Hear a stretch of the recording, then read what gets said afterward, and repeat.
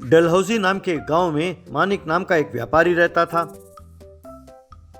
उसकी पत्नी थी लक्ष्मी और बेटे थे अमन और चमन। अमन और चमन की आपस में बनती नहीं थी, वो दोनों हमेशा लड़ते रहते थे। ये देखकर मानिक और उसकी पत्नी बहुत दुखी होते थे। मानिक उस गांव में एक रेस्टोरेंट चलाता था। वहाँ लोगों की भीड़ लगी रहती थी। उस रेस्टोरेंट से उसकी अच्छी कमाई होती थी। अमन को ऑमलेट बहुत पसंद था और चमन को मैगी नूडल्स। उन दोनों को अगर वो ना मिले तो वो घर को सिर पर उठा लेते थे। एक दिन अमन, क्या माँ, क्या कहा? अंडे खत्म हो गए? अरे पहले ही देख लेना चाहिए था ना। मैं ये बेकार के मैगी नूडल्स नहीं खाऊंगा। पहले दुकान जाओ और अंडे ले आओ, तभी मैं खाऊंगा, कहकर गुस्से में उठकर चला गया। एक दिन चमन, माँ आज मैगी नहीं बनाया, मैं कुछ नहीं खाऊंगा, ऐसा कहा। तब लक्ष्मी, बेटा कहते हैं कि हर रोज मैगी नूडल्स नहीं खाना चाहिए। टीवी में डॉक्टर भी यही सलाह देते हैं। मेरी बात मानो, आज तुम ऑमलेट खा लो प्लीज। ऐसा कहा। चमन, क्या ऑमलेट?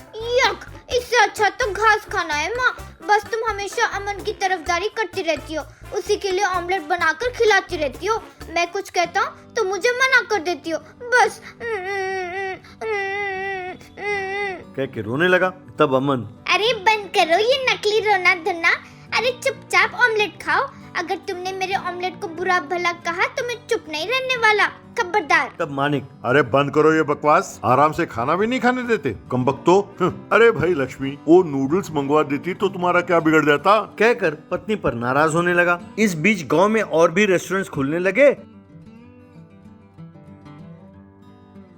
तो इनके रेस्टोरेंट पे लोगों का आना कम हो गया। ये देखकर मानिक को चिंता होने लगी। रेस्टोरेंट में खाली बैठकर लोगों के आने का इंतजार करता रहा तो उसकी चिंता और बढ़ गई।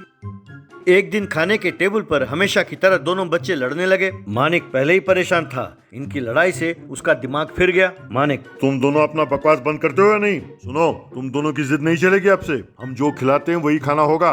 लक्ष्मी, जाओ मैगी नूडल्स पर ऑमलेट डाल कर ले आओ। देखता हूँ कैसे नहीं खाते दोनों। तब लक्ष्मी, अरे रहने दो जी, ऐसे किया तो दोनों नहीं खाएंगे। मैं अलग अलग ही बना कर लाती हूँ। मानिक, पहले तुम्हें ठीक करना होगा। अरे तुम्ही ने इन दोनों को बिगाड़ रखा है। बचपन से ही इनके पिछवाड़े पर चार मारा होता तो अब तक सुधर जाते ये। चुपचाप रसोई में जाओ और नूडल्स में ऑमलेट डाल कर ले आओ। यूं चिल्लाया। वो रसोई में गई और एग ऑमलेट नूडल्स बनाकर ले आई। उसे उसने टेबल पर रखा। तब मानिक, अब दोनों खाओ इसे। अगर एक भी टुकड़ा रह गया तो मार पड़ेगी शैतानों। और ये क्या, तुम क्या घूर रही हो? तुम भी खाओ, इस सब की वजह ही तुम हो। ऐसा कहा पत्नी से गुस्से में। इस तरह सबने एग ऑमलेट नूडल्स खाया।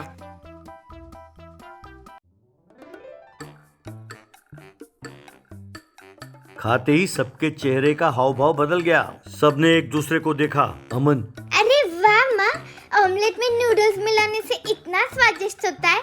मुझे तो बस हर रोज यही खाना है। तब चमन, माँ मैं नहीं जानता था कि ऑमलेट इतना स्वादिष्ट होता है। ऊपर से इसके साथ मैगी मिलाया ना, अरे स्वाद तो कमाल का है माँ। लक्ष्मी, सच्चे जी, मैं भी नहीं जानती थी कि इतना स्वादिष्ट होगा। आपको कैसा लगा? मानिक, मुझे तो इस बात की चिंता थी कि हमारी रेस्टोरेंट नहीं चल रही। आज ये जो कुछ हुआ अच्छे के लिए ही हुआ। इसका स्वाद बहुत बढ़िया है। लोगों को भी बनाकर इसे खिलाना होगा।